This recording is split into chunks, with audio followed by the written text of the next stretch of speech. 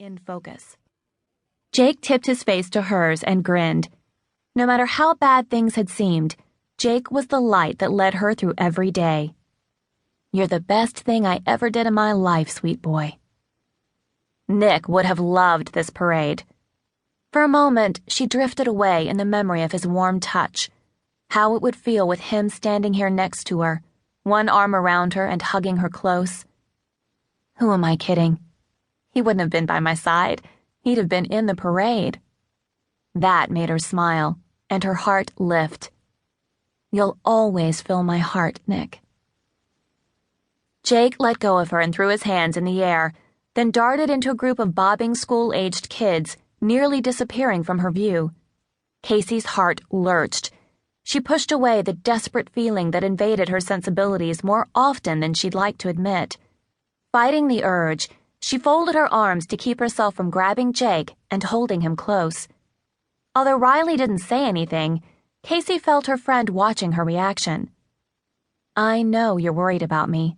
I wish I could tell you I'm okay." High school football players in full gear walked the edge of the crowd handing out candy. Jake swerved to the outside of the clump of kids at the sidewalk's edge, then ran back toward her with his treat. He opened his hand to show her the surprise. "Our favorite," she said as she eyed the red licorice candy. "It's like he knew." He dropped the bounty into the plastic Piggly Wiggly bag she held for him. "This is the best parade ever." He turned toward Riley. "I can get you one, too." He darted into the crowd, then came back to deposit something else in the bag. "Thanks, Jake." Riley raised her hand and Jake high-fived her, then dropped his hands to his hips. "This is fun work." Riley nudged Kasey. "Wouldn't it be awesome to be that young and naive again?" The Adams Grove Fire Department truck rumbled by with the volunteers hanging precariously from it. Right behind that, Scott Calvin cruised by in his sheriff's car, with his blue lights flashing and a whoop of the siren. "It's Mr. Scott!" Jake waved frantically. "Look, Mom, look!" "I see." She waved at Scott. He looked like a movie star version of a cop with his deep tan and mirrored sunglasses. He slid off his glasses and winked as he waved. She felt the heads turning in her direction. Great. Now the whole town will be talking again. It had taken months for people in Adams Grove to finally quit trying to make more out of her friendship with Scott after he talked her into partnering with him for the chili cook-off.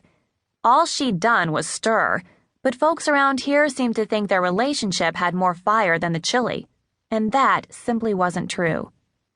Kasey ran her fingers through Jake's sandy blonde hair as a shiny burgundy antique Woody towed a small flatbed trailer for the local veterinarian.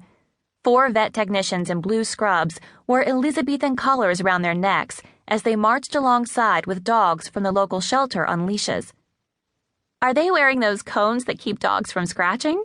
Riley asked. "I bet those dogs think it's Karma Day. Hilarious." Click, click. You can't make this stuff up.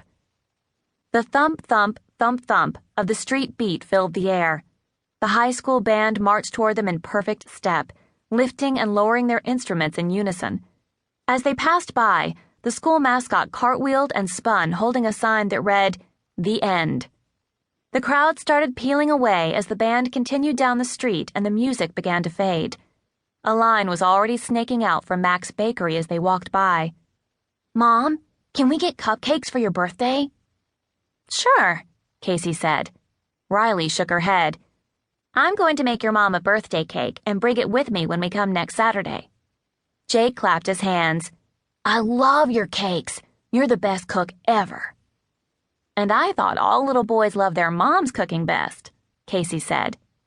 "Well, I am one heck of a cook," Riley said. They walked hand in hand back to the car in the primo parking spot Scott had saved for them behind the sheriff's office.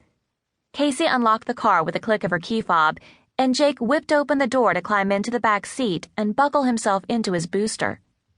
"I got lots of stuff." Jake dug through the bag of treats. "School things, too." "Are you excited about starting school?" Riley asked. "Yeah, it's going to be so cool. I'm going to put all this stuff in my lunchbox." Kasey slid into the driver's seat.